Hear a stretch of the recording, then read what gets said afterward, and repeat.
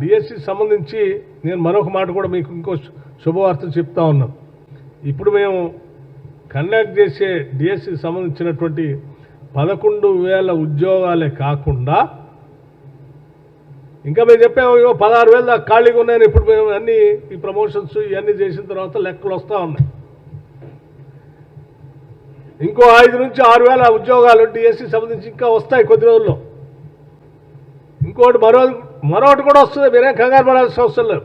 చదువుకున్న విద్యార్థులు అందరూ కూడా మంచిగా రాయండి. మీరు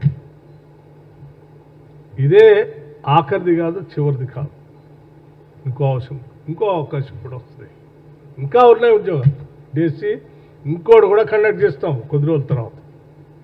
సో ఎవ్వరు ఆందోళన చెందవద్దు దయచేసి. మీరంతా మా బిడ్డలు, తెలంగాణ బిడ్డలు, మీరంతా ఉద్యోగాలు పొంది మంచిగా జీవితాల్లో స్థిరపడాలనే ఆశ, ఆలోచన మా అందరికీ ఉంది.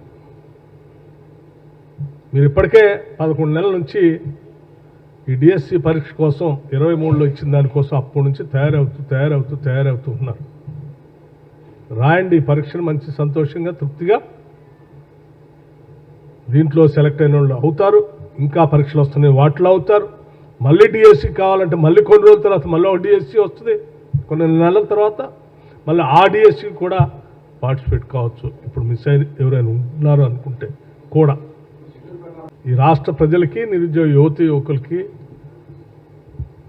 మీ భవిష్యత్తుని కాంక్షించేటువంటి ప్రభుత్వంగా, మీ భవిష్యత్తే రాష్ట్ర భవిష్యత్తుగా భావిస్తూ ఉన్నాం. మీరందరూ మంచిగా పరీక్షలు రాసి ఉద్యోగాల్లోకి వచ్చి ఈ రాష్ట్ర భవిష్యత్తుకి, మరీ ముఖ్యంగా పేద బడుగు బలహీన వర్గాలు చదువుకునేటువంటి ప్రభుత్వ పాఠశాలకు సంబంధించి త్వరితగతిన టీచర్స్ కావాలి మనకి. ఇప్పటికే ఇన్ని వేల ఉద్యోగాలు ఖాళీగా ఉండి విద్యాబుద్ధులు పొందలేక బిడ్డలు అల్లాడిపోతూ ఉన్నారు. 10 ఏళ్ళు వాళ్ళ గురించి ఆలన పాలన ఎవరు పట్టించుకోలే. మీరు తొందరగా పరీక్షలు రాసి టీచర్లుగా తయారై త్వరితగతిన అక్కడికి వెళ్ళి వాళ్ళకి విద్యాబుద్ధులు నేర్పి ఈ సమాజాన్ని ముందు తీసుకొని పోవాల్సిన బాధ్యత మీ అందరిపైన ఉంది.